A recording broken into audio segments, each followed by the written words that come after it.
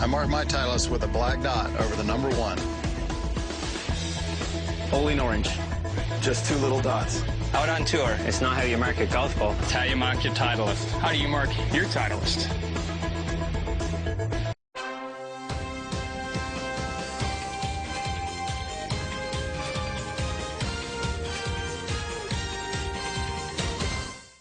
This is Peter Conroy from AmateurGolf.com. I'm here at Pinehurst, site of the 108th U.S. Amateur. The final match will pit Danny Lee of New Zealand, the number 1 ranked amateur in the world, against Drew Kittleson of Arizona.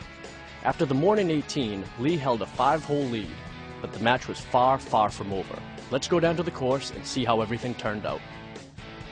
Kittleson's tee shot found a bush on the second hole of the afternoon 18, and although he saved a bogey, Lee moved the lead to 6 with a par.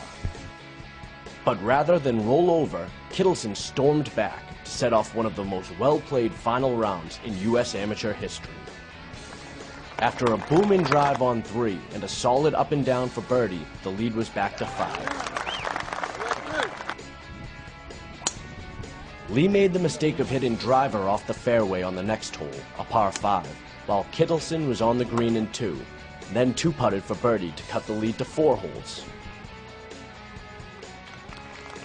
Lee made only his second bogey in 21 holes on the par 3 6th, and Kittleson cut the lead to 3 with a par. An eagle on the following hole marked the high water mark for Kittleson. Chip on 7, yeah, first time all week I've hit it far enough right on that tee shot, and relatively pretty easy chip. Had a good lie and just up the hill there and perfect. Felt like Tiger Woods for a second.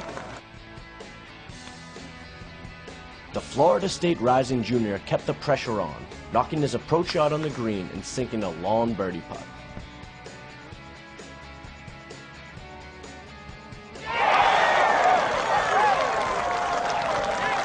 Would the one-time 6-hole lead be cut down to 1? It would not.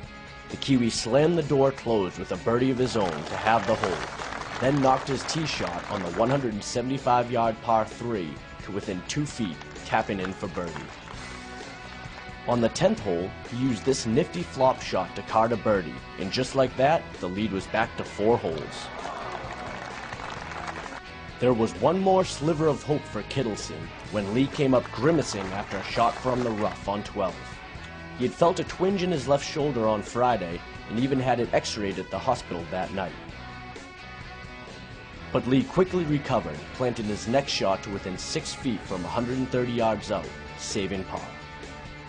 The 18-year-old put the match away 2 holes later by doing what he had been doing all tournament long, drilling his drive down the middle of the fairway, knocking his approach shot onto a difficult green, and birding one of the toughest holes on the course, taking home the victory. Yeah, it was a pretty easy putt, just little left to the right break, you know, uphill.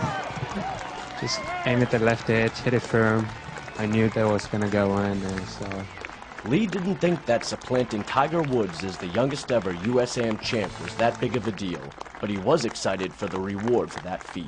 If we do traditional pairings, you've got one with Tiger Woods next year at the first 2 rounds of the U.S. Open. Oh my God. Is that a big deal? Yeah, that's that's a special thing, you know. Finally. There you go. Wow. Well done. I'm gonna beat him. To his credit, Kittleson realized that there wasn't much he could have done to change this match's outcome. It was kind of fun to watch. I mean, he was just making everything, and what are you going to do? Just poured it in. He had this answer when asked to assess his opponent's strengths. You could say his strength is hitting the fairway, hitting the green, and then making the putt. So that's pretty much what he did today. And what he did was birdie 13 of 32 holes to take home the Havemeyer Trophy and earn spots in the Masters, U.S., and British Opens. That'll do it from Pinehurst. We hope you enjoyed our coverage.